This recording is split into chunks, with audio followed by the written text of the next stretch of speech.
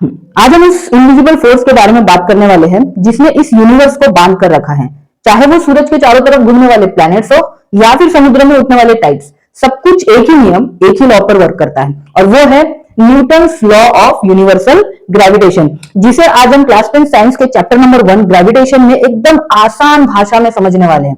ठीक है, इस चैप्टर में कुछ टॉपिक्स हम देखने वाले हैं। सबसे पहले हम देखेंगे ग्रेविटेशन। भाई ये ग्रेविटेशन होता क्या है, इसकी डिस्कवरी किसने की और इसे डिस्कवर किस तरह से किया गया, इस टॉपिक में हम देखेंगे। ठीक है, नेक्स्ट टॉपिक हम देखेंगे circular motion and centripetal force. One type of motion that is the circular motion को हम इस चैप्टर में डिटेल में समझने वाले हैं और एक टाइप का फोर्स जो कि है सेंट्रीपिटल फोर्स, इसे हम समझने वाले हैं। दोनों भी क्या होते हैं, कैसे होते हैं, ये देखेंगे। Okay, next most important topic of this chapter is Kepler's law of planetary motion. ये इस टॉपिक का, इस चैप्टर का बहुत ही इंपॉर्टेंट टॉपिक है, इसे डिटेल में समझेंगे हम। ठीक है, नेक्स्ट टॉपिक हम देखने वाले हैं Newton's universal law of gravitation. फिर हम देखेंगे earth gravitational force, acceleration due to the gravitational force of the earth. ठीक है, value of acceleration due to gravity on the surface of the earth. Next topic variation in the value of G. G मतलब क्या है यहाँ पे, acceleration due to gravity.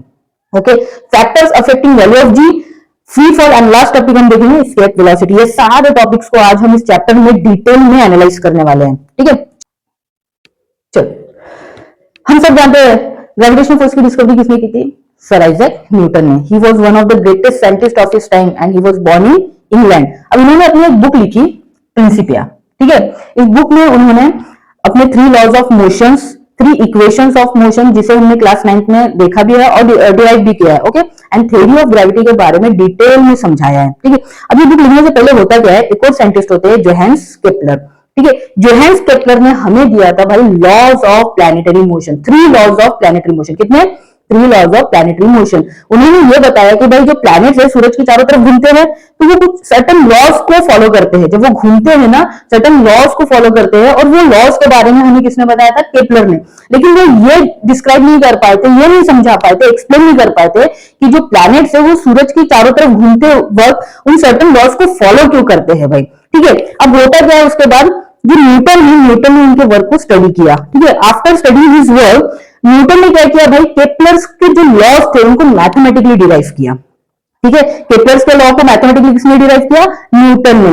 इसके अलावा भी न्यूटन ने बहुत सारे फील्ड्स में अपना योगदान दिया है, जैसे कि in the field of light, heat, sound and mathematics. Mathematics की फील्ड में भाई उनका योगदान तो इतना ज्यादा था कि मैथमेटिक्स फील्ड में उन्होंने एक न्यू ब्रांच को ही डिस्कवर कर दिया और उस ब्रांच का नाम है कैलकुलस। ठीक है, कैलकुलस मैथमेटिक्स के वो ब्रांच है जिसका यूज फिजिक्स और मैथमेटिक्स में बहुत ही वाइड रेंज में होता है। ठीक है, and he was the first scientist to construct a reflecting telescope. Newton was the first scientist to construct a reflecting telescope. इस बात को ध्यान में रखना। ठीक है, चलो अब इस चैप्टर का जो थीम है क्या है, हमें ये समझना है कि how was gravitational force discovered, gravitation की डिस्कवरी कैसी हुई है, यही हमारे इस चैप्टर का थीम है। ठीक है, ग्रेविटेशनल फोर्स डिस्कवर कैसे हुआ है। ठीक है, देखो the phenomena of gravitation was discovered by sir Isaac Newton. हम सब जानते हैं ग्रेविटेशनल फोर्स की डिस्कवरी किसने की थी, सर आइजैक न्यूटन ने। हम सब ने एक स्टोरी सुनी है, कौन सी स्टोरी, एक दिन क्या होता है, sir Isaac Newton Apple tree के नीचे क्या कर रहे होते हैं, आराम कर रहे होते हैं और अचानक क्या होता है भाई, एक एप्पल ट्री से टूटकर सर आइजैक न्यूटन के ऊपर गिर जाता है। ठीक है, तो ये एप्पल जो है टूट के सर आइजैक न्यूटन के ऊपर गिरता है। तब सर आइजैक न्यूटन के माइंड में एक ख्याल आता है, क्वेश्चन आता है। क्या आता है, एक क्वेश्चन क्या आता है, देखो, he wondered why all apples falls vertically. जो एप्पल गिरता है ना, उनको उस एप्पल को देखकर उनके दिमाग में एक क्वेश्चन आता है, वो सोच में पड़ जाते हैं भाई कि सारे के सारे एप्पल्स वर्टिकली डाउनवर्ड डायरेक्शन में क्यों ही गिरते हैं भाई, वो डाउनवर्ड ही डायरेक्शन में क्यों गिरते हैं and not at an angle to vertical. भाई ये एप्पल जो था वर्टिकली डाउनवर्ड ही क्यों गिरा, इसको कोई एंगल में क्यों नहीं गया, इंक्लाइन वर्टिकली इंक्लाइन क्यों नहीं गिरा, इस डायरेक्शन में क्यों नहीं गिरा, इस डायरेक्शन में क्यों नहीं गया, ऊपर के डायरेक्शन में क्यों नहीं गया, वो हॉरिजॉन्टल डायरेक्शन में आड़वा क्यों नहीं गया। ये क्वेश्चंस उनके माइंड में घूमने लगते हैं। ठीक है, अब इसका कंक्लूजन क्या निकाला भाई उन्होंने, देखो, after much thought he came to the conclusion that the earth must be attracting the apple toward itself. क्या कंक्लूजन निकाला उन्होंने कि भाई जो भी ऑब्जेक्ट है अर्थ के सरफेस पर, या थोड़े हाइट पर, ठीक है, वो सारे ऑब्जेक्ट्स पर क्या कर रहा है, अर्थ एक अट्रैक्टिव फोर्स लगा रहा है। और क्या कर रहा है, ऑब्जेक्ट को या फिर एप्पल को क्या कर रहा है, अपनी तरफ खींच रहा है, अट्रैक्ट कर रहा है। The earth must be attracting the Apple towards itself, ये कंक्लूजन न्यूटन ने निकाला, ठीक है। And this attractive force must be directed towards the centre of the अर्थ। भाई इस फोर्स का डायरेक्शन, अर्थ में तो फोर्स लगा दिया अट्रैक्टिव फोर्स, अब इस फोर्स का डायरेक्शन कहा था, towards the centre of the अर्थ, समझा। तो भाई अर्थ क्या कर रहा है, हर ऑब्जेक्ट पे एक अट्रैक्टिव फोर्स लगा रहा है, किस डायरेक्शन में, टुवर्ड्स इट्स सेंटर, ठीक है। The direction from the apple on the tree to the centre of the earth is the vertical direction, ठीक है। इसको समझते, देखो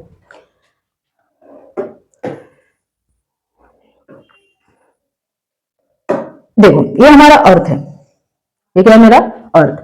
अर्थ का एक ज्योमेट्रिक सेंटर है, ये मान लो अर्थ का ज्योमेट्रिक सेंटर है, अर्थ स्फेरिकल इन शेप है ना, ठीक है, तो उसका एक ज्योमेट्रिक सेंटर होगा, ठीक है। अब इसके अर्थ के सरफेस पे यहां पर एक एप्पल ट्री है, क्या है, एक एप्पल ट्री है। इस एप्पल ट्री पे क्या लगा है भाई, एक एप्पल लगा है, ठीक है। बहुत सारे एप्पल है, हम अज्यूम कर रहे हैं एक एप्पल है, ठीक है। अब ये जो एप्पल है, ये जो एप्पल है ये गिरेगा कैसे, वर्टिकल डायरेक्शन में। कैसे गिरेगा, वर्टिकल डायरेक्शन में, ठीक है। अब वर्टिकल डायरेक्शन किसका भाई, उस एप्पल का, उस एप्पल के लिए जो वर्टिकल डायरेक्शन होगा, एप्पल के लिए ये पोजीशन क्या है, टॉप है, ठीक है। तो बॉटम क्या हो जाएगा, ये हो जाएगा, ऐसा हो जाएगा बॉटम, देखो इस तरह से ये इसका वर्टिकल डाउनवर्ड डायरेक्शन कहलाएगा, समझ में आएगा। Direction from the apple on the tree to the centre of the earth is the vertical direction. अब ये भाई अगर ये एप्पल ट्री, देखो ये एप्पल ट्री अर्थ के सरफेस पे इधर रहता, किधर रहता, इधर रहता, ये एप्पल ट्री अर्थ के सरफेस पे इधर रहता और इस पर एक एप्पल लगा होता, इस पे यहां पर एक एप्पल लगा हुआ रहता, तो एप्पल के लिए सेंटर कैसा है भाई, वर्टिकल डायरेक्शन में। इस एप्पल के लिए जो सेंटर है भाई इधर है, और ये जो डायरेक्शन है इस एप्पल के लिए टुवर्ड द सेंटर, ये है उसका, इस एप्पल का वर्टिकल डायरेक्शन। समझ में आई बात, समझा। अगर एप्पल ट्री यहां होता, एप्पल ट्री यहां होता, ठीक है, और इस एप्पल ट्री पे यहां पे एप्पल लगा है, तो इस एप्पल के लिए, इस एप्पल के लिए सेंटर कहां है, इस डायरेक्शन में, ठीक है, इस डायरेक्शन में।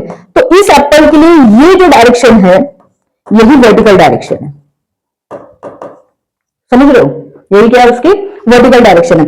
अब देखो ये आगे क्या बोल रहा है, at the position of the apple and thus the apple falls vertically downward. कैसा, वर्टिकल तो डायरेक्शन है लेकिन वर्टिकली कैसा है, डाउनवर्ड है। क्यों वर्टिकली डाउनवर्ड है, जब यहां का एप्पल हम कंसीडर कर रहे हैं तो इस एप्पल के लिए उसकी जो पोजीशन है वो टॉप पोजीशन है, और सेंटर क्या है, वर्टिकली डाउनवर्ड पोजीशन पर है, समझ में आएगा।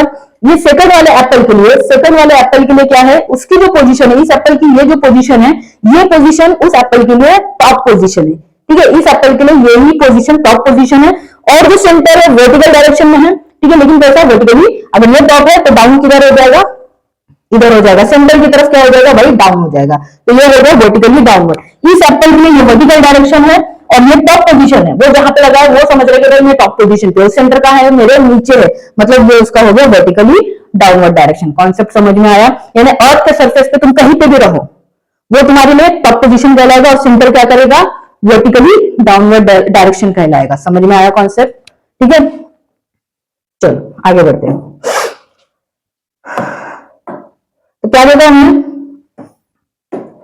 The force on the apple on the tree is towards the centre of the अर्थ। क्या देखा हमने, जो फोर्स लग रहा है, और जो फोर्स लगा रहा है एप्पल पे, एप्पल ट्री पर जो एप्पल है उस पर जो फोर्स लगा रहा है वो कैसा है, towards the centre of the earth, that is along the perpendicular from the position of the apple to the surface of the अर्थ।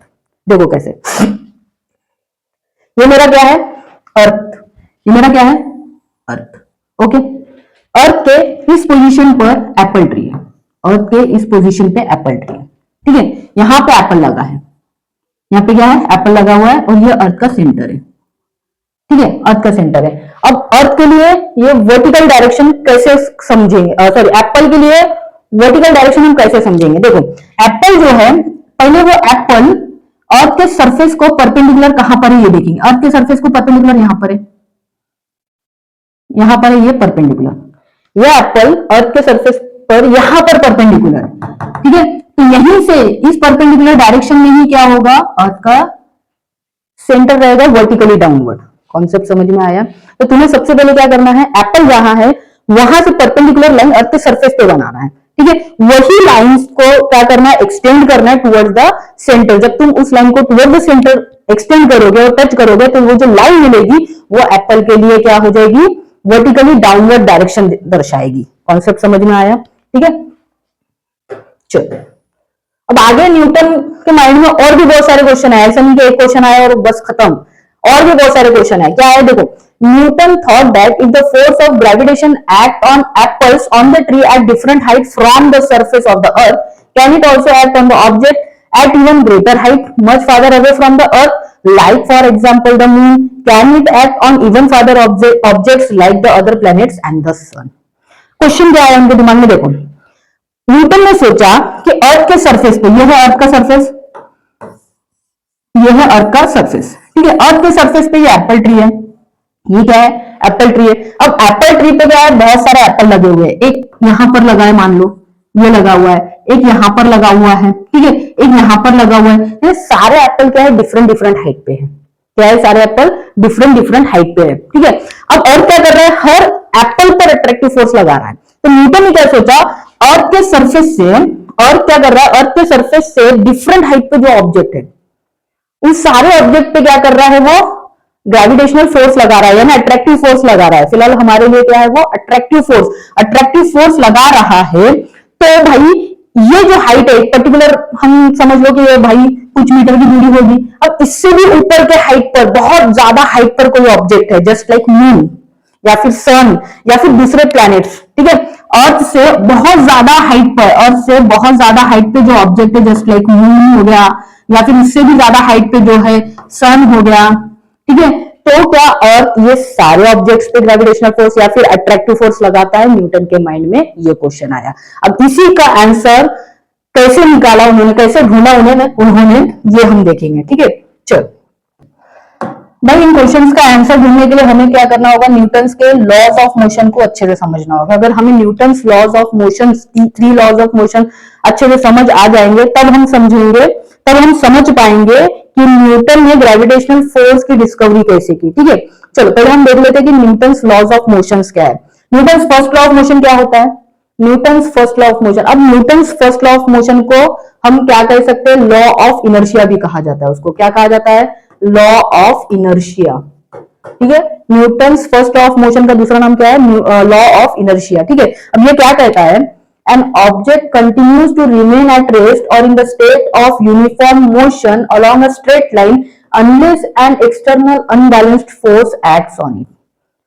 इसको समझते, देखो मान लो एक ऑब्जेक्ट है, बॉल है, इसका इनिशियल स्टेट क्या है, रेस्ट कंडीशन पे है। ये इनिशियली ये क्या है, रेस्ट कंडीशन पे। तो Newton's first law of motion क्या कहता है कि अगर ऑब्जेक्ट रेस्ट पे है तो वो हमेशा के लिए क्या रहेगा, रेस्ट कंडीशन पे ही रहेगा। कब तक, जब तक उस पर कोई अनबैलेंस्ड फोर्स ना लगाया जाए। क्या ना लगाया जाए, अनबैलेंस्ड फोर्स ना लगाया जाए, ठीक है। जब उस पर कोई अनबैलेंस्ड फोर्स लगाया जाएगा तो वो रेस्ट कंडीशन से क्या होगा, अपने स्टेट ऑफ मोशन को चेंज करेगा और मोशन करना शुरू कर देगा।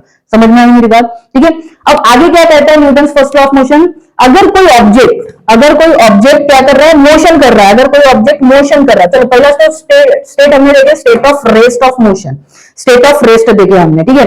दूसरा क्या है, अगर यही बॉल मोशन में है, अब सेकंड कंडीशन है कि ये बॉल क्या कर रहा है, मोशन कर रहा है, ठीक है। तो ये हमेशा के लिए मोशन करेगा, हमेशा के लिए क्या करेगा, ये मोशन करेगा। लेकिन ये मोशन कैसा करेगा, देखो इस चीज को अच्छे से समझो। सबसे पहले भाई ये जो मोशन करेगा ये यूनिफॉर्म मोशन परफॉर्म करेगा। कैसा मोशन, यूनिफॉर्म मोशन परफॉर्म करेगा, ठीक है। यानी इसमें इसकी स्पीड क्या रहेगी भाई, कांस्टेंट स्पीड रहेगी। स्पीड क्या रहेगी भाई, कांस्टेंट रहेगी, ठीक है। स्पीड चेंज नहीं होने वाली है इसमें।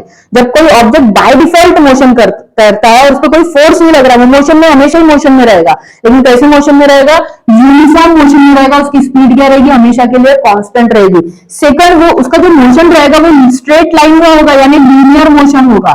मोशन कैसा होगा, स्ट्रेट लाइन में, सीधा सीधा मूव करेगा भाई, वो अपनी डायरेक्शन नहीं चेंज करने वाला, वो सीधा मूव करते रहेगा। तो मोशन कैसा होगा, लीनियर मोशन होगा, मतलब डायरेक्शन इसकी फिक्स्ड होगी, डायरेक्शन इसकी क्या होगी, फिक्स्ड होगी, समझ में आई बात। और वो कैसी रहेगी, स्ट्रेट लाइन में होगी। ठीक है, ये दो चीजों को दिमाग में बिठा लो भाई। जब भी कोई ऑब्जेक्ट मोशन परफॉर्म करता है, बाय डिफॉल्ट उस पर कोई फोर्स नहीं लग रहा है, तो वो हमेशा के लिए मोशन करेगा। लेकिन मोशन कैसा करेगा, एक तो यूनिफॉर्म मोशन करेगा यानी स्पीड कांस्टेंट रहेगी, और दूसरा लीनियर मोशन करेगा यानी डायरेक्शन चेंज नहीं होने वाली। ठीक है, अगर ये दोनों में से कोई भी एक चीज है, दोनों चीज चेंज हो रही है। क्या कहा मैंने, अगर ये दोनों में से कोई भी एक चीज या दोनों भी चेंज हो रही है, मतलब भाई उस ऑब्जेक्ट पे क्या लग रहा है, अनबैलेंस्ड फोर्स। याद रखना, जब भी ऑब्जेक्ट की स्पीड चेंज हो जाए या फिर डायरेक्शन ऑफ मोशन चेंज हो जाए, उस पर क्या लग रहा है, अनबैलेंस्ड फोर्स लग रहा है। यह चीज को दिमाग में बिठा लो।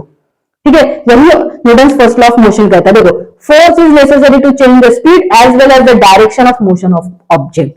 ठीक है, समझ में आया Newton's first law of motion. चलो अब हम देखते हैं Newton second law of motion. Newton second law of motion क्या कहता है, देखो, Newton second law of motion को हम law of force and acceleration भी कह सकते हैं। क्या कह सकते हैं, law of force and acceleration. ठीक है, अब ये सेकंड लॉ ऑफ मोशन क्या स्टेट करता है भाई, the rate of change of momentum is proportional to the applied force. क्या कहा मैंने, rate of change of momentum is proportional to the applied force. ठीक है, अब ये मोमेंटम क्या होता है भाई, तो momentum is a quantity that gives the relation between mass and velocity of an object.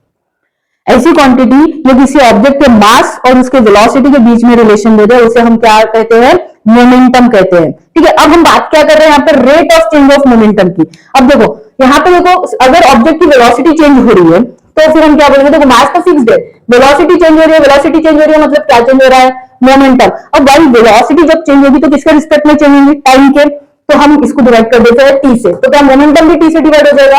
ठीक है, यानी momentum is changing with respect to time, और इसी क्वांटिटी को हम कहते हैं rate of change of momentum. समझ में आ गई मेरी बात। ठीक है, अब इसे कैसे डिस्क्राइब करेंगे, देखो एक एग्जांपल लेते हैं हम।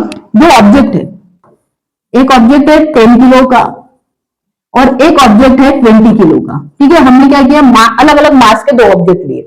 अब दोनों पर सेम फोर्स लगा रहे हैं, 10 न्यूटन का फोर्स इस पे भी लगा रहे हैं, 10 न्यूटन का फोर्स हम इस पे भी लगा रहे हैं। ठीक है, मैंने क्या किया कि फोर्स को कांस्टेंट रख दिया, ऑब्जेक्ट के मास से अलग ले लिए। अब मुझे बताओ, दोनों पे जब फोर्स लगेगा तो कौन सा ऑब्जेक्ट तेजी से एक्सेलरेट करेगा, कौन सा, 10 न्यूटन का, जिसका क्या है, मास कम है। जिस ऑब्जेक्ट का मास कम रहेगा भाई, वो ज्यादा तेजी से एक्सेलरेट करेगा। जब देखो एक तरफ मान लो कि कार जा रही है और एक तरफ साइकिल जा रही है। ठीक है, अब तुमने क्या किया, साइकिल को भी धक्का मारा, उतनी ही फोर्स से कार को भी धक्का मारा, स्पीड किसकी बढ़ेगी, ऑब्वियसली साइकिल की। ठीक है, तो साइकिल का मास क्या है, कम। ठीक है, तो उस पर तुम कम फोर्स भी लगा लो भाई, वो एक्सेलरेट कर जाएगा, तेजी से एक्सेलरेट कर जाएगा। ठीक है, इससे क्या कंक्लूजन निकलता है, इससे सबसे पहला कंक्लूजन हमारा निकला, देखो acceleration is inversely proportional to mass. जितना ज्यादा मास उतना कम उसका एक्सेलरेशन, यानी उसको ज्यादा तेजी से एक्सेलरेट करने के लिए बहुत ज्यादा हमें फोर्स लगाना पड़ेगा। ठीक है, नेक्स्ट हम क्या करते हैं कि भाई ऑब्जेक्ट के मास को फिक्स कर लेते हैं। एक दोनों भी ऑब्जेक्ट 10 केजी के ले लेते हैं। ठीक है, ये भी ऑब्जेक्ट 10 केजी का, ये भी ऑब्जेक्ट 10 केजी का। अब हम इस पे 10 न्यूटन का फोर्स लगाते हैं और इस पे लगा देते हैं भाई 20 न्यूटन का फोर्स। ठीक है, मैंने क्या किया, मास को फिक्स कर दिया, फोर्स कम ज्यादा कर दिया। अब मुझे बताओ कौन सा ऑब्जेक्ट तेजी से एक्सेलरेट करेगा, कौन सा करेगा, 20 न्यूटन फोर्स वाला। ओके, तो 20 न्यूटन फोर्स जिस पे लग रहा है वो ज्यादा क्या करेगा, एक्सेलरेट करेगा, वो ज्यादा तेजी से क्या करेगा, एक्सेलरेट करेगा। मतलब भाई तुम फोर्स बढ़ाओगे तो भाई एक्सेलरेशन भी क्या होगा, बढ़ेगा। इससे हमने क्या कंक्लूजन निकाला भाई, acceleration is directly proportional to force, है ना। मैंने सेम मास का ऑब्जेक्ट रखा, फोर्स एक पे ज्यादा लगाया, एक पे फोर्स कम लगाया। ठीक है, दो साइकिल है, सेम मास के हैं, दोनों पे फोर्स लगा रहे हो, एक पे ज्यादा लगा रहे हो, एक पे कम लगा रहे हो, तब क्या होगा, जिसपे ज्यादा फोर्स लगेगा वही ज्यादा तेजी से एक्सेलरेट होगा। ओके, तो 20 न्यूटन फोर्स वाला ऑब्जेक्ट क्या करेगा, ज्यादा तेजी से एक्सेलरेट करेगा। इससे हमने कंक्लूजन निकाला, acceleration is directly proportional to force and acceleration is inversely proportional to mass of the object. ठीक है, अब देखो हम इन दोनों को जोड़ देते हैं, इन दोनों को कंबाइन करते हैं, तो क्या मिलेगा मुझे, देखो acceleration is proportional to force and inversely proportional to mass. ठीक है, इससे डायरेक्टली क्या मिल रहा है, acceleration equal to force upon mass.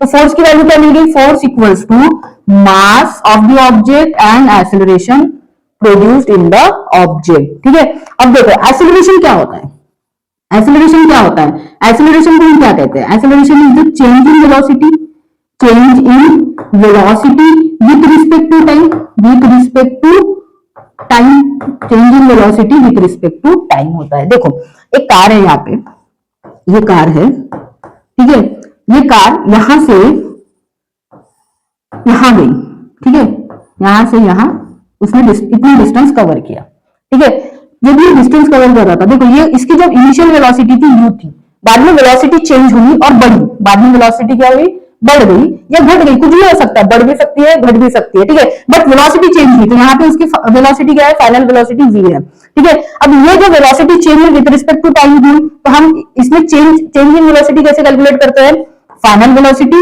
Minus initial velocity, ठीक है। अगर इसको विद रिस्पेक्ट टू टाइम हम कैलकुलेट करते हैं तो यही क्वांटिटी हमारी क्या बन जाती है, एक्सेलरेशन। समझ में आएगा, ये हमें क्या देगा, बॉडी का एक्सेलरेशन देगा, ठीक है, समझ में आया। तो acceleration is equals to change in velocity with respect to time, तो फोर्स इक्वल्स टू क्या बना मेरा, mass into change in velocity with respect to time. Okay, समझ में आया।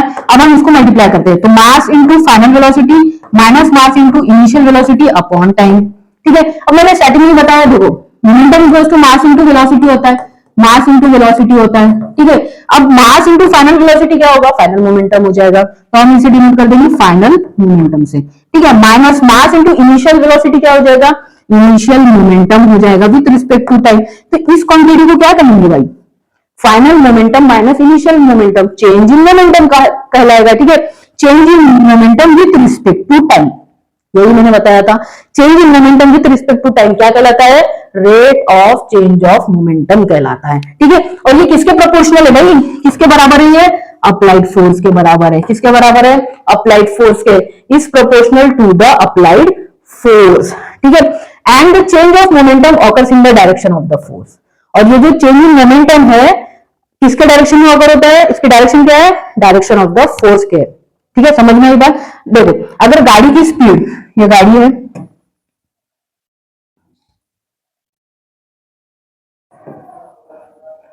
ये मेरी गाड़ी है, ठीक है, ये मेरी गाड़ी है, ठीक है। गाड़ी की जो इनिशियल स्पीड थी, इनिशियल स्पीड मान लो 20 किलोमीटर पर आवर थी, ठीक है। अब ये गाड़ी कोई डिस्टेंस कवर कर रही है और उसके बाद उसकी जो फाइनल वेलोसिटी है 40 किलोमीटर पर आवर है, 40 किलोमीटर पर आवर। स्पीड कब बढ़ेगी भाई, जब तुम फोर्स लगाओगे, फोर्स मतलब इस डायरेक्शन में फोर्स लगा होगा तभी गाड़ी तेजी से दौड़ रही है ना, कौन से डायरेक्शन में, गाड़ी जिस डायरेक्शन में चल रही है उसी डायरेक्शन में तुमने फोर्स लगा दिए, इस डायरेक्शन में तुमने फोर्स लगा दिए, तो भाई चेंज इन मोमेंटम भी तो उसी डायरेक्शन में होगा, फोर्स पॉजिटिव लगा है, फोर्स क्या हुआ है, पॉजिटिव, रिजल्टेंट फोर्स जो है वो पॉजिटिव है, क्योंकि इस गाड़ी पे ऑलरेडी फोर्स लग रहा था, तुमने एक फोर्स लगा दिया, दोनों फोर्स क्या हो गए, एडअप हो गए, मतलब पॉजिटिव फोर्स लगा गई, है ना। पॉजिटिव फोर्स जब मिलता है हमको, रिजल्टेंट फोर्स पॉजिटिव मिलता है, तब हम क्या कहते हैं, direction is positive, positive direction में फोर्स लगा, तो मोमेंटम भी क्या मिलेगा भाई, मुझे पॉजिटिव ही मिलेगा इन the direction of the force, ठीक है। अगर तुम अपोजिट डायरेक्शन में फोर्स लगाते हो, यानी स्पीड इसकी क्या कर देते हो, कम, इनिशियल स्पीड मान लो 40 किलोमीटर पर आवर है और फिर final speed 20 kilometre per hour होती है, मतलब भाई यहाँ पे स्पीड डिक्रीज हुई, तो अपोजिट डायरेक्शन में तुमने क्या किया, फोर्स लगाया, उसी डायरेक्शन में, अपोजिट डायरेक्शन में फोर्स लगाया। जब तुम अपोजिट डायरेक्शन में फोर्स लगाते हो तो रिजल्टेंट फोर्स क्या हो जाता है, निगेटिव होता है, मतलब निगेटिव एक्सेलरेशन होता है, ठीक है। निगेटिव फोर्स लगना मतलब मोमेंटम क्या हो जाएगा, ऑब्वियसली निगेटिव होगा, यानी rate of change of momentum occurs in the direction of applied force. समझ में आया Newton second law of motion, ठीक है। चलो आगे देखते हैं। अब Newton third law of motion क्या कहता है, क्या कहता है Newton third law of motion, Newton third law of motion states that every action force has an equal and opposite reaction force which act simultaneously।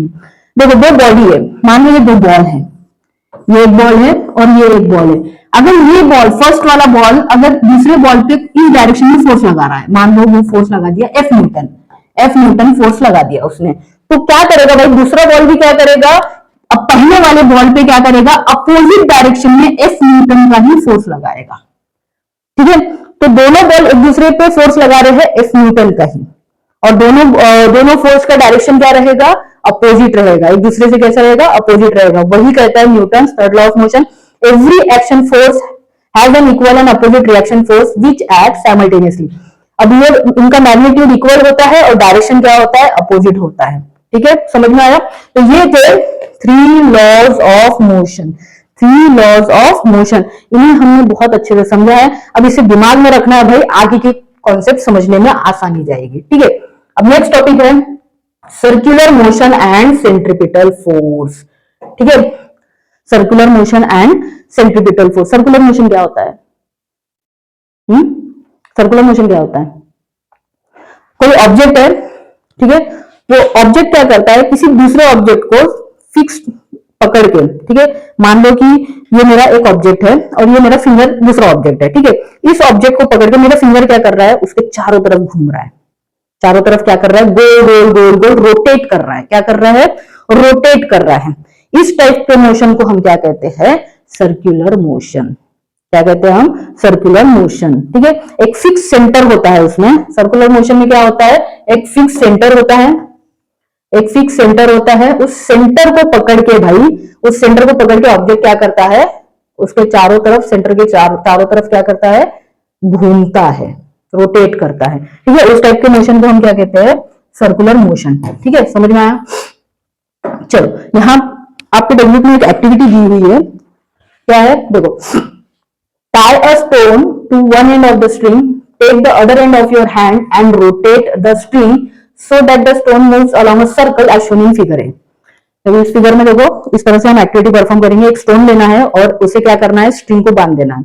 अब तुम्हें स्ट्रिंग का दूसरा एंड अपने हाथों में पकड़ना है और धीरे धीरे इसे क्या करना है, धीरे धीरे रोटेट करना। भाई किसी के मुंह पे जाके लगा तो गया। ठीक है, आजकल फेस की बहुत वैल्यू है। अब इसे धीरे धीरे क्या करना है, रोटेट करना है। अब रोटेट करते वक्त कुछ क्वेश्चंस का आंसर देते हैं हम। चलो कुछ क्वेश्चंस देखते हैं। Are you applying any force on the stone? क्या तुम इस स्टोन पर कोई फोर्स लगा रहे हो? देखो भाई, ये स्टोन जब नीचे पड़ा हुआ था, इस पर लग रहा था ग्रेविटेशनल फोर्स। ठीक है, अर्थ क्या कर रहा था, एक अट्रैक्टिव फोर्स लगा रहा था। ठीक है, उस अट्रैक्टिव फोर्स की वजह से ये क्या था भाई, नीचे अर्थ के सरफेस को चिपक के था। ओके, अब मैंने इसे हवा में उठा लिया भाई। इस स्टोन को क्या किया मैंने, स्ट्रिंग को टाइप किया और हवा में उठा लिया। स्ट्रिंग को पकड़ा है ना मैंने। ठीक है, मतलब भाई अर्थ के अट्रैक्टिव फोर्स के अपोजिट डायरेक्शन में मैंने एक फोर्स लगाया है। तो क्या इस स्टोन पे कोई फोर्स लग रहा है? हाँ। ठीक है, अब जब मैंने इसे रोटेट किया, अब फोर्स लगाया, फोर्स पकड़ के रखा है तो ही फोर्स लग रहा है, ये समझ में आ गया हमें। फिर भी हम आगे और समझते, देखो इसे मैंने रोटेट किया। ठीक है, तो हमने Newton first law of motion के हिसाब से क्या कहा था, अगर ऑब्जेक्ट रेस्ट में है तो हमेशा के लिए रेस्ट में रहेगा। अगर ये ऑब्जेक्ट, ये स्टोन जो था पहले रेस्ट में था तो रेस्ट में ही रहना चाहिए, बट ये क्या कर रहा है, रोटेट कर रहा है, मतलब फोर्स लग रहा है ना, मोशन कर रहा है। अगर रेस्ट में था तो ये मोशन कर रहा है, मतलब फोर्स लग रहा है। ठीक है, अगर मान लीजिए मोशन कर रहा होता, ये इनिशियली मोशन कर रहा था, ठीक है, तो मोशन कैसा होना चाहिए था, अलोंग अ स्ट्रेट लाइन।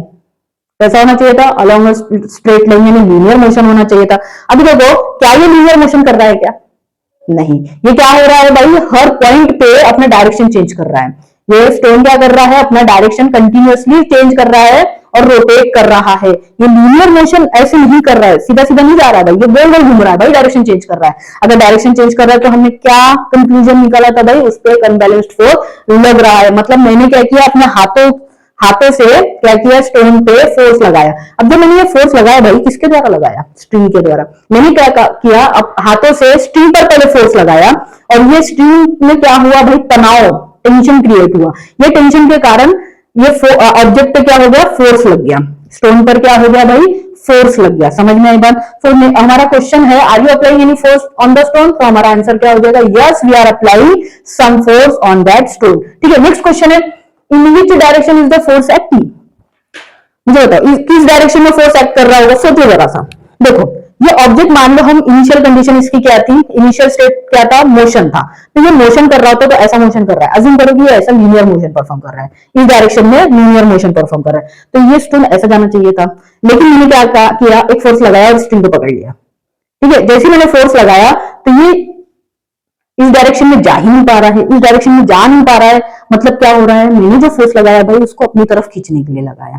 कैसे डायरेक्शन में लगाया, अपनी तरफ। ठीक है, अब भाई देखो, फोर्स लग रहा है फिंगर टिप से, और ये स्टोन के लिए जब ये रोटेशनल मोशन करता है, गोल गोल घूम रहा है, ये स्टोन के लिए मेरा जो फिंगर टिप है वो क्या है, सेंटर है। क्या है, सेंटर, क्योंकि ये सर्कुलर मोशन कर रहा है और फिंगर टिप को एक्सिस मान के कर रहा है, सेंटर मान के कर रहा है, तो मेरा फिंगर टिप क्या है, सेंटर है। तो भाई इस सर्कुलर मोशन के लिए जब ये ऑब्जेक्ट ये स्टोन सर्कुलर मोशन कर रहा है तो फोर्स किस डायरेक्शन में लग रहा है, टूवर्ड द सेंटर। कहां लग रहा है भाई, टूवर्ड द सेंटर। मतलब मेरा हाथ क्या कर रहा है, स्टोन को अपनी तरफ खींचने की कोशिश कर रहा है। समझ में आई बात। तो in which direction is the force acting, towards the centre, towards the centre, centre की तरफ लग रहा है। ठीक है, नेक्स्ट क्वेश्चन क्या है, how will you stop this force from acting. भाई इसको रोटेट किया मैंने, अब मुझे क्या करना है, इस पे लगने वाले, स्टोन पे लगने वाले फोर्स को स्टॉप करना है। तो क्या करना होगा, सिंपली क्या करना होगा, स्ट्रिंग को छोड़ दो। स्ट्रिंग को क्या करना होगा, छोड़ दो। स्ट्रिंग को जैसे मैंने छोड़ दिया तो मैंने उस पर फोर्स लगाना बंद कर दिया, क्योंकि स्टोन पे जो फोर्स लग रहा है वो स्ट्रिंग के द्वारा ट्रांसफर हो रहा है। ओके, तो इसके लिए मुझे क्या करना पड़ेगा, release the string, release the string. समझ में आया, ठीक है। चलो नेक्स्ट क्वेश्चन क्या है, what will be the effect on the stone. भाई जब मैं ये घूमते घुमाते घुमाते रोटेट करते करते करते करते अगर मैं इस पे इस स्ट्रिंग को छोड़ दूं, फोर्स लगाना बंद कर दूं, तो स्टोन पे क्या इफेक्ट पड़ेगा, क्या इफेक्ट पड़ेगा। देखो जिस पॉइंट पे तुम छोड़ोगे, मान लो इस पॉइंट पे मैंने छोड़ दिया, तो ये यहां से बाय डिफॉल्ट, मैंने क्या बताया था भाई, Newton first law of motion क्या कहता है, कोई भी ऑब्जेक्ट बाय डिफॉल्ट जब उस पर फोर्स नहीं लगता है वो मोशन करे, तो कौन सा मोशन करेगा, लीनियर मोशन। तो इस पॉइंट पे अगर मैंने छोड़ा, इसे इस स्टोन को इस पॉइंट पे छोड़ दिया, फोर्स लगाते लगाते लगाते इस पॉइंट पे छोड़ दिया, तो इसमें तो कुछ फोर्स अभी बचा हुआ है ना, और अब फोर्स नहीं लग रहा है, कुछ फोर्स जो इसमें बचा हुआ है उसी फोर्स की वजह से मोशन तो करेगा। ठीक है, लेकिन कौन सा मोशन करेगा, लीनियर मोशन। वहां से सीधा स्ट्रेट लाइन में चले जाएगा। देखो यहाँ पे, देखो इस लड़की ने क्या किया, इस लड़की ने क्या किया, स्ट्रिंग से स्टोन को पकड़ के रखा है, ये रहा स्टोन, इस स्टोन को पकड़ के रखा है, घुमा रही है वो। ठीक है, अब क्या कर रही है वो, इस पॉइंट पे उसने स्ट्रिंग को छोड़ दिया। तो क्या होगा भाई, जैसे ही वो स्ट्रिंग को छोड़ेगी इस पॉइंट पे, स्टोन क्या करेगा, क्योंकि स्टोन क्या करेगा, स्टोन पे लगने वाला फोर्स हो जाएगा जीरो। लेकिन उसमें तो फोर्स ऑलरेडी है थोड़ा बहुत, जिसके वजह से वो मोशन तो करेगा, लेकिन मोशन कैसे करेगा, वहां से स्ट्रेट लाइन में, वहां से स्ट्रेट लाइन में वो क्या हो जाएगा, उड़ जाएगा। ठीक है, अब देखो ध्यान से इस चीज को समझो, जब ये स्टोन लीनियर डायरेक्शन में, कैसा लीनियर डायरेक्शन में उड़ा, लीनियर डायरेक्शन में क्या किया, मोशन किया, तब देखो क्या होता है, इसके अंदर कुछ वेलोसिटी होगी, कुछ वेलोसिटी के साथ, कुछ स्पीड के साथ ये लीनियर मोशन परफॉर्म कर रहा है। तो उस वेलोसिटी को हम क्या बोलेंगे, लीनियर वेलोसिटी। क्या कहेंगे हम, लीनियर वेलोसिटी। ठीक है, अब इसका एक और दूसरा नाम है, क्या है, देखो हमने ज्योमेट्री में पढ़ा है, एक सर्कल होता है, सर्कल का एक सेंटर होता है, सर्कल के किसी भी पॉइंट से, सर्कल में कितने पॉइंट्स होते हैं, इनफाइनाइट पॉइंट्स होते हैं, सर्कल के किसी एक पॉइंट पे अगर एक पॉइंट को टच करते हुए मैं कोई लाइन बना दूं, सॉरी ये थोड़ा सा ये हो गया, अगर सर्कल के किसी एक पॉइंट को टच करते हुए मैं एक लाइन बना दूं, ये क्या है, ये जो लाइन है सर्कल के इस एक ही पॉइंट को टच कर रही है। A line touching the circle at one and only one point is called tangent to that circle। क्या कहलाती है ऐसी लाइन, tangent कहलाती है। तो भाई ये लाइन भी तो देखो, ये जब मोशन कर रहा था, लीनियर डायरेक्शन में मोशन कर रहा था, ठीक है, तो ये मोशन कैसा है भाई, ये लाइन कैसी है, सर्कल को एक ही पॉइंट पे टच हो रही है कि नहीं हो रही है। तो इस टाइप के वेलोसिटी को हम टेंजेंशियल वेलोसिटी भी कह सकते हैं। क्या कहते हैं हम, टेंजेंशियल वेलोसिटी। ठीक है, कौन सी वेलोसिटी, टेंजेंशियल वेलोसिटी। समझ में आई मेरी बात, ठीक है। अब भाई जब भी कोई ऑब्जेक्ट, हमेशा याद रखना, जब भी कोई ऑब्जेक्ट सर्कुलर मोशन परफॉर्म करेगा तो उसमें दो टाइप की वेलोसिटी मिलेगी ही मिलेगी। एक तो भाई रोटेशनल या सर्कुलर वेलोसिटी, एंगुलर वेलोसिटी बोलते हैं उसको, रोटेशनल वेलोसिटी या एंगुलर वेलोसिटी, और दूसरा होता है लीनियर वेलोसिटी या फिर टेंजेंशियल वेलोसिटी। ठीक है, समझ में आया कॉन्सेप्ट। ठीक है, चलो यहाँ पे देख लेते हैं आंसर क्या दिया हुआ है। As long as we are holding the string, we are pulling the stone towards us, that is towards the centre of the circle and applying a force toward it. जब तक हमने स्ट्रिंग को पकड़ा था, हम उस स्टोन को क्या कर रहे हैं, अपनी तरफ खींच रहे हैं, कहां पे, टुवर्ड द सेंटर। ठीक है, the force stop acting if you release the string, in this case the stone will fly of along a straight line. जैसे ही हम स्ट्रिंग को छोड़ देंगे, फोर्स एक्ट करना बंद कर देगा, और वो जो स्टोन है क्या होगा, उड़ जाएगा। लेकिन उड़ेगा कैसे भाई, स्ट्रेट लाइन में, which is the tangent to the circle at the position of the stone. जिस पोजीशन से स्टोन उड़ जाएगा लीनियर डायरेक्शन में, वो पोजीशन जो रहेगी वो टेंजेंट कहलाएगी। ठीक है, because that is the direction of its velocity at the instant of the time. ठीक है, there's a force act on any object moving along a circle. जब भी कोई ऑब्जेक्ट सर्कुलर मोशन परफॉर्म करता है, जब भी कोई ऑब्जेक्ट सर्कुलर मोशन परफॉर्म करता है, मतलब भाई उस पर क्या लग रहा है, फोर्स। क्या लग रहा है, फोर्स लग रहा है, ये बात ध्यान में रखना, ठीक है। नेक्स्ट टाइम जब भी कोई ऑब्जेक्ट को सर्कुलर मोशन परफॉर्म करते देखोगे तो क्या सोचोगे भाई, इस पे क्या लग रहा है, फोर्स लग रहा है, ठीक है। And it is directed toward the centre, और उस फोर्स की डायरेक्शन क्या रहेगी, toward the centre, sorry, this is called the centripetal force. अब उस फोर्स को नाम क्या दिया है, सेंट्रीपिटल फोर्स। क्यों सेंट्रीपिटल फोर्स नाम दिया गया है, देखो centripetal means centre seeking, centripetal का मतलब क्या होता है, सेंटर सीकिंग, इसलिए उसको सेंट्रीपिटल नाम दिया है, ठीक है, क्योंकि वो फोर्स सेंटर की तरफ जा रहा है, सेंटर सीकिंग है, ठीक है, इसलिए उसने नाम दिया है centripetal. That is the object tries to go toward the centre of the circle because of this force. समझ में आई बात, सेंट्रीपिटल फोर्स क्या होता है, समझ में आया, ठीक है, क्लियर हो गया, circular motion and centripetal force. चलो चलो कुछ क्वेश्चंस के आंसर देखते हैं हम। अब हमने देख लिया कि भाई सर्कुलर मोशन क्या होता है, सेंट्रीपिटल फोर्स क्या होता है, ठीक है। अब हम आसानी से सारी चीजों को समझेंगे। देखो, the moon which is a natural satellite of the earth goes around it in a definite orbit.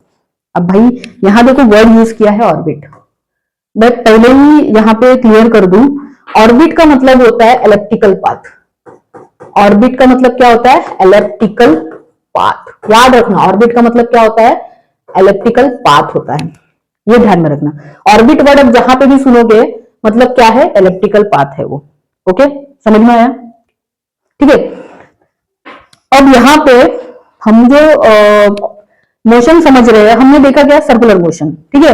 अभी हम कन्वीनियंस के लिए इलेक्ट्रिकल पाथ कंसिडर न करते हुए रोटेशनल मोशन को ही कंसिडर करने वाले हैं, ठीक है। देखते हैं, अभी अभी आपको समझ में आ जाएगा खुद ही। देखो, the direct sorry the moon which is the natural satellite. Moon क्या है भाई, अर्थ का क्या है, नेचुरल सैटेलाइट है। सैटेलाइट क्या होता है, सैटेलाइट वो ऑब्जेक्ट होता है जो प्लैनेट्स की चारों तरफ घूमता है, ठीक है। प्लैनेट्स की चारों तरफ क्या करता है, ऑर्बिट करता है, उसे हम क्या कहते हैं, सैटेलाइट कहते हैं, ठीक है। और भाई सन के चारों तरफ घूमने वाले ऑब्जेक्ट को क्या कहते हैं, प्लैनेट्स कहते हैं, ठीक है। डिफरेंस ध्यान में रखना, सन के चारों तरफ जो घूमते हैं उसे प्लैनेट्स कहते हैं, और प्लैनेट्स के चारों तरफ जो घूमते हैं उन्हें क्या कहते हैं, सैटेलाइट। तो मून क्या है, मून भाई अर्थ के चारों तरफ घूमता है, तो moon is the natural satellite of the earth, okay, and goes around it in a definite orbit. वो एक डेफिनेट ऑर्बिट में घूमता है भाई, चारों तरफ कैसे घूमता है, डेफिनेट ऑर्बिट में, यानी इलेप्टिकल पाथ में। The direction of motion of the moon as well as its speed constantly changes.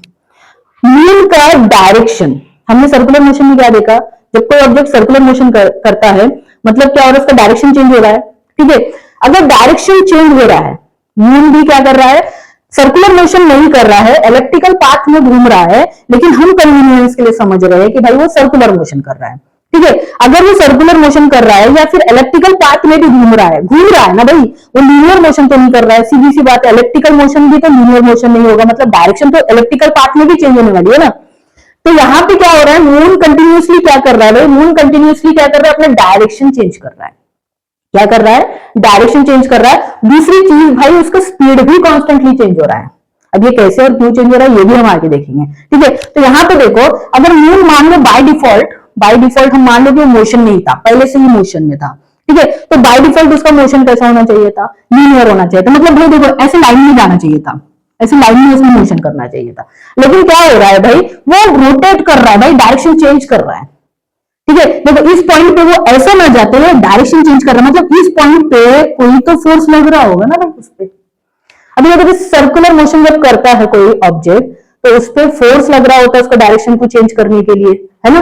अब मून क्या करता है भाई, अर्थ के चारों तरफ घूम रहा है, ठीक है, क्या कर रहा है मून, अर्थ के चारों तरफ घूम रहा है, मतलब भाई अर्थ उस पर एक फोर्स लगा रहा होगा, क्या कर रहा होगा, अर्थ उस पर एक फोर्स लगा रहा होगा, जिसके कारण भाई इसका डायरेक्शन चेंज हो रहा है, ठीक है। देखो यहाँ पे क्वेश्चन है, do you think some force is constantly acting on the moon. क्या मून पर कोई फोर्स एक्ट कर रहा है, फोर्स तो एक्ट कर ही रहा है, क्यों भाई, क्योंकि इसकी स्पीड और डायरेक्शन दोनों चेंज हो रहे हैं, डायरेक्शन और स्पीड दोनों चेंज हो रहे हैं, मतलब भाई फोर्स लग रहा है according to Newton's first law of motion. तो इसका आंसर क्या हो जाएगा, yes some force is definitely acting on the moon, ठीक है। Next, what must be the direction of this force, भाई वो किसके चारों तरफ घूम रहा है, अर्थ के, किसके चारों तरफ घूम रहा है, अर्थ के, तो भाई कौन फोर्स लगा रहा होगा उसको, कौन उसे अट्रैक्ट करने की कोशिश कर रहा है, अर्थ कर रहा है, ठीक है। अब मून के लिए वो हो गया सेंटर, मैंने क्या कहा, कन्वीनियंस के लिए सर्कुलर मोशन मान रहे हैं। अगर ये सर्कुलर मोशन है, मून अर्थ के चारों तरफ सर्कुलर मोशन परफॉर्म कर रहा है, तो अर्थ क्या हो जाएगा, मून के लिए सेंटर कहलाएगा, ठीक है, और अर्थ ने भी अपनी तरफ खींचा है, मतलब मून कहां जा रहा है, towards the centre of the earth. उसका डायरेक्शन कहां है, towards the centre of the earth. Earth उसके लिए सेंटर भी है और अर्थ के सेंटर की तरफ वो अट्रैक्ट होगा। समझ में आई बात? तो डायरेक्शन ऑफ दिस फोर्स कहां रहेगा भाई, टुवर्ड्स द अर्थ रहेगा या फिर towards the centre of the earth रहेगा। ठीक है, how would its motion have been if no such force acted on. अब भाई अगर अर्थ उस पर कोई फोर्स नहीं लगाता तो उसका मोशन कैसा होता, लीनियर मोशन, वो सीधा सीधा जाता, सॉरी, वो क्या होता, सीधा सीधा जाता। समझ में आएगा? तो ये क्वेश्चंस के आंसर समझ में आया भाई। अब समझ में आया कि मून क्यों हमारे प्लैनेट अर्थ के चारों तरफ घूमता है। समझ में आया? ठीक है, चलो। Newton concluded that the invisible force, भाई बहुत इंपॉर्टेंट वर्ड है, कौन सा, इनविजिबल। देखो, जब हमने स्टोन को रोटेट किया था, एक स्टोन को जब रोटेट किया था तब हमें दिख रहा था, मैंने जो अपने हाथों से फोर्स लगाया स्टोन के ऊपर, वो फोर्स ट्रांसफर हो रहा है किसके द्वारा, स्ट्रिंग के द्वारा। हो रहा है कि नहीं हो रहा है? लेकिन भाई जब मून अर्थ के चारों तरफ घूम रहा है तो उनके बीच में कोई स्ट्रिंग लगी हुई है क्या, नहीं है। मतलब वो जो फोर्स है वो फोर्स दिखाई दे रहा है क्या हमें, नहीं। यहाँ पे भी फोर्स दिखाई नहीं दे रहा है लेकिन फोर्स ट्रांसफर हो रहा है, ये हमें समझ में आ रहा है। लेकिन यहाँ पे किसके द्वारा वो फोर्स ट्रांसफर हो रहा होगा, हम बता सकते हैं? नहीं, ना हम देख सकते हैं ना हम बता सकते हैं। ठीक है, तो हम अज्यूम कर सकते हैं कि वो फोर्स कैसा है भाई, एक तो इनविजिबल है। ठीक है, तो न्यूटन ने क्या कंक्लूजन निकाला, ये जो इनविजिबल फोर्स है acting between earth and moon, earth और मून के बीच में जो इनविजिबल फोर्स एक्ट कर रहा है, is similar to the centripetal force. किसके बराबर है भाई, वो सेंट्रीपिटल फोर्स के जैसा है, सिमिलर है, सेंट्रीपिटल फोर्स नहीं है वो, सेंट्रीपिटल के जैसा है वो। ठीक है, विच ही नेम्ड ग्रेविटेशनल फोर्स, जिसको नाम क्या दिया गया, ग्रेविटेशनल फोर्स। इस तरह से ग्रेविटेशनल फोर्स की डिस्कवरी हुई थी। इतने सारे क्वेश्चंस के आंसर ढूंढने के बाद न्यूटन ने कंक्लूड किया था कि ग्रेविटेशनल फोर्स होता है। होता तो पहले भी था लेकिन पता नहीं था। ठीक है, न्यूटन ने हम सबको बताया भाई एक ग्रेविटेशनल फोर्स भी होता है, इसे खोज के निकाला। ठीक है, समझा? द ग्रेविटेशनल फोर्स, अब डेफिनेशन देखते हैं। क्या है definition, the gravitational force is a universal force. कैसा फोर्स है भाई, यूनिवर्सल फोर्स है। कैसा फोर्स है, यूनिवर्सल। क्यों यूनिवर्सल फोर्स है, याद रखना ग्रेविटेशनल फोर्स को यूनिवर्सल फोर्स भी कहा जाता है। ठीक है, ये भाई जब डेफिनेशन लिखोगे ना तो इसमें यूनिवर्सल फोर्स लिखना मत भूलना। Gravitational force is a universal force and it acts not only between two object on the earth, but also between any two objects in the universe. अब भाई हमारे अर्थ पर कोई भी ऑब्जेक्ट हो, सारे ऑब्जेक्ट्स जो होते हैं उनमें से कोई भी दो ऑब्जेक्ट के बीच में ग्रेविटेशनल फोर्स लगता ही है। अर्थ के सरफेस पर जितने भी ऑब्जेक्ट है, हर दो ऑब्जेक्ट के बीच में ग्रेविटेशनल फोर्स लगता है। ठीक है, अब इसके अलावा सिर्फ अर्थ पर के ऑब्जेक्ट्स पर ही यह फोर्स नहीं लगता, बल्कि भाई यूनिवर्स में जितने भी ऑब्जेक्ट है, इन्फिनाइट ऑब्जेक्ट्स है, हर दो ऑब्जेक्ट के बीच में यह फोर्स लगेगा ही लगेगा। इसी वजह से इसे यूनिवर्सल फोर्स कहा गया। समझ में आया कॉन्सेप्ट? ठीक है, तो अब समझ में आया कि भाई ग्रेविटेशनल फोर्स की डिस्कवरी न्यूटन ने किस तरह से की थी। समझ में आया? ठीक है, अब नेक्स्ट टॉपिक है, देखो नेक्स्ट आगे क्या देखना है हमें। न्यूटन ने बता दिया भाई कि जो मून है वो अर्थ के चारों तरफ की ओर कैसे घूमता है, किस रीजन से घूमता है, क्योंकि अर्थ क्या कर रहा है, ग्रेविटेशनल फोर्स उस पर लगा रहा है। ठीक है, do the other planets in the solar system revolve around the sun in a similar fashion as that of the moon. भाई मून जो है अर्थ के चारों तरफ जैसे घूमता है, क्या बाकी के प्लैनेट्स सोलर सिस्टम में जो प्लैनेट्स है वो भी सन के चारों तरफ उसी फैशन में घूमते हैं क्या? यस, सन के चारों तरफ बाकी प्लैनेट्स उसी फैशन में घूमते हैं जिस फैशन में मून अर्थ के चारों तरफ घूमता है। ठीक है, is similar force acting on them, क्या उन पर भी, बाकी प्लैनेट्स पर भी वही फोर्स लगता है जो फोर्स अर्थ मून पे लगाता है? तो यस, वही ग्रेविटेशनल फोर्स सन भी क्या करेगा, बाकी के प्लैनेट्स पे इंक्लूडिंग अर्थ पे वही फोर्स लगाने वाला है। समझ में आई मेरी बात? ठीक है, what must be its direction, अब इस फोर्स की डायरेक्शन क्या रहेगी, टुवर्ड्स द सन।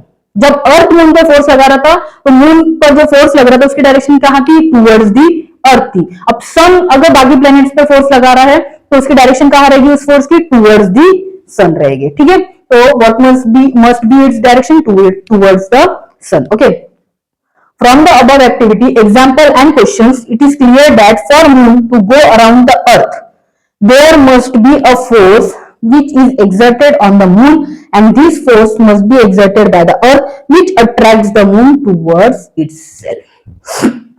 ठीक है, तो हमने सारे एक्टिविटी और ऑब्जर्वेशन को देख के सारे क्वेश्चंस के आंसर्स को देखने के बाद क्या कंक्लूजन निकाला कि जो मून है, मून क्या है, अर्थ के चारों तरफ घूमता है, वो इस वजह से घूमता है कि अर्थ क्या कर रहा है, उस पर एक फोर्स लगा रहा है टूवर्ड्स इटसेल्फ, अर्थ की तरफ, अर्थ मून पे फोर्स लगा रहा है अपनी ही डायरेक्शन में।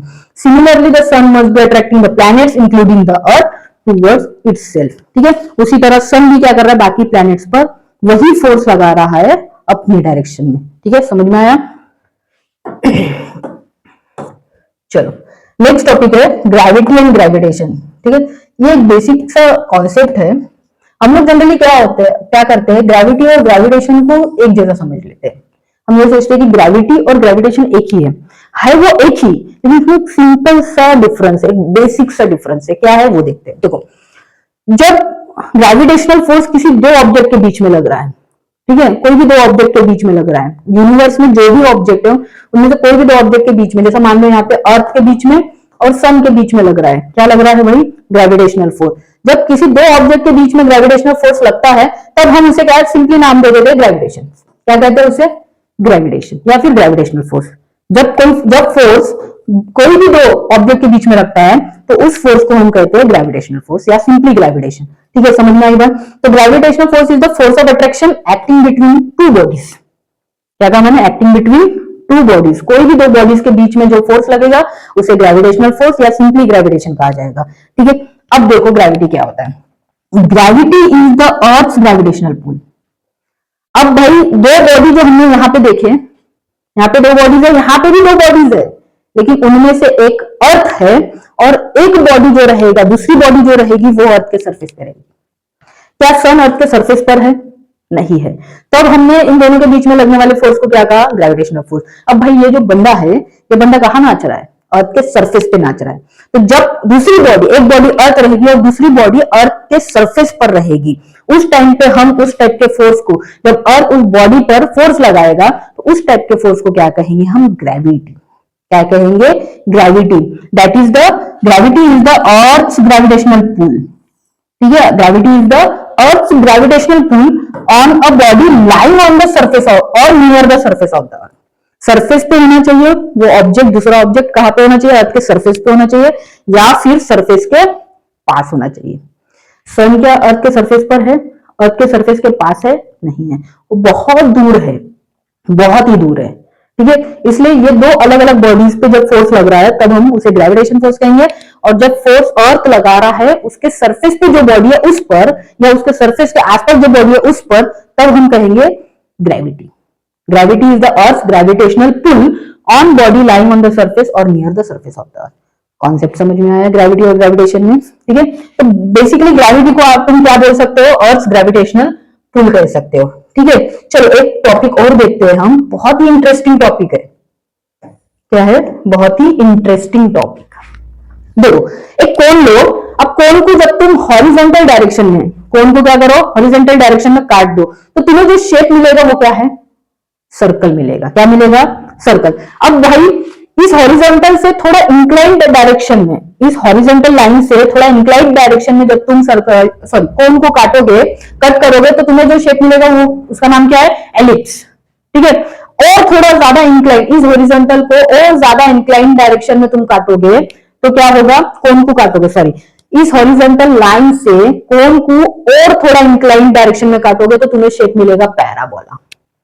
ठीक है, इस हॉरिजॉन्टल लाइन से और ज्यादा इंक्लाइंड डायरेक्शन में तुम जब कोन को काटोगे तब तुम्हें शेप मिलेगा हाइपरबोला। समझ में आई बात? अब इतने शेप का हमें कोई लेना देना नहीं है, हमें सिर्फ स्टडी करना है एलिप्स। तो एलिप्स क्यों, क्योंकि हमें पता है हमारे जो प्लैनेट्स है सन के चारों तरफ घूमते हैं, कैसे, एलिप्टिकल डायरेक्शन में। कैसे घूमते हैं, एलिप्टिकल ऑर्बिट परफॉर्म करते हैं। ठीक है, समझ में आएगा? तो भाई ये है एलिप्स। अब एलिप्स की खासियत क्या होती है, देखो हमारा जो सर्कल होता है, सर्कल का एक फिक्स्ड सेंटर होता है। सर्कल का क्या होता है, फिक्स्ड सेंटर होता है। लेकिन एलिप्स में क्या होता है, दो फोकस होते हैं। क्या होता है, दो फोकस, F1 एंड F2। क्या है भाई, फोकस ऑफ एलिप्स है, फोकस, और दोनों को मिला के फोकाई बोला जाता है। F1 and F2 are the foci of ellipse. ठीक है, तो दो फोकाई होते हैं। अब इनका कुछ इनके बारे में थोड़ा सा देखते हैं। देखो, ये जो फोकाई होते हैं ना, ये जो एलिप्स है ना, बहुत ही इंटरेस्टिंग शेप है, मजेदार शेप है। कैसे? देखो, कैरम बोर्ड खेले हो कभी?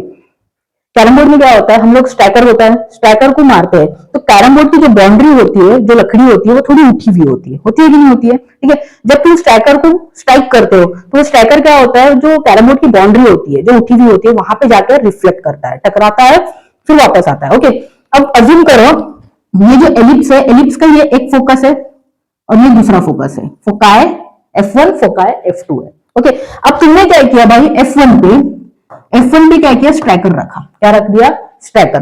और ये जो ब्लू कलर की बाउंड्री दिख रही है ना, ये ब्लू कलर की बाउंड्री पे तुमने क्या किया, उस स्ट्राइकर को स्ट्राइक किया।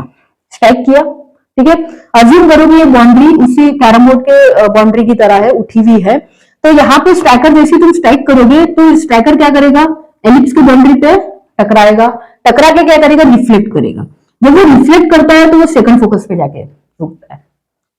कहां से गुजरेगा वो? सेकंड फोकस पे जाएगा।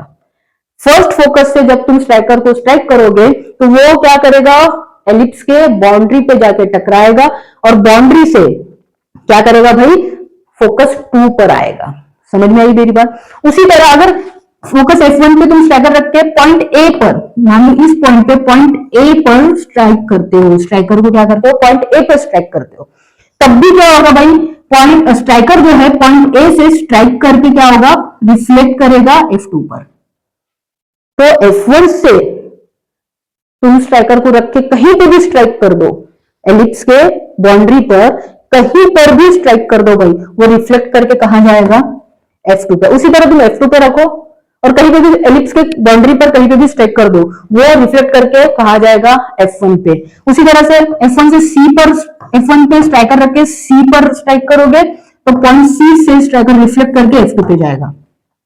समझ में आई मेरी बात? ठीक है, ये एलिप्स की खासियत होती है। अब एक और चीज इसमें समझना है। देखो, अगर हम इसका टोटल डिस्टेंस निकालते, देखो मैंने यहाँ पे स्ट्राइकर रखा F1 पे और स्ट्राइक किया, वो पॉइंट बी पे गया और रिफ्लेक्ट करके F2 पे गया, तो ये जो टोटल डिस्टेंस हुआ कौन सा हुआ, कितना हुआ, F1B प्लस BF2, ये टोटल डिस्टेंस फर्स्ट पॉइंट के लिए, बी पॉइंट के लिए हो गया। ठीक है, अब सेकंड जो मैंने स्ट्राइकर को F1 पे रख के ए पर स्ट्राइक किया था, तब वो रिफ्लेक्ट होके F2 पे गया, तो इसका जो डिस्टेंस होता है क्या, F1A प्लस AF2, ये क्या होता है भाई, इस डिस्टेंस के बराबर हो जाएगा। हमेशा याद रखना, मतलब F1B plus BF2 will always be equals to F1A plus AF2 will be equal to F1C plus CF2। ये किसके बराबर हो जाएगा, F1C प्लस CF2। ये सारे डिस्टेंस क्या रहेंगे, इक्वल रहेंगे। यही एक इंटरेस्टिंग फैक्ट है एलिप्स के बारे में। ओके, यही तुम्हें यहाँ पर दिया है, पढ़ लेना।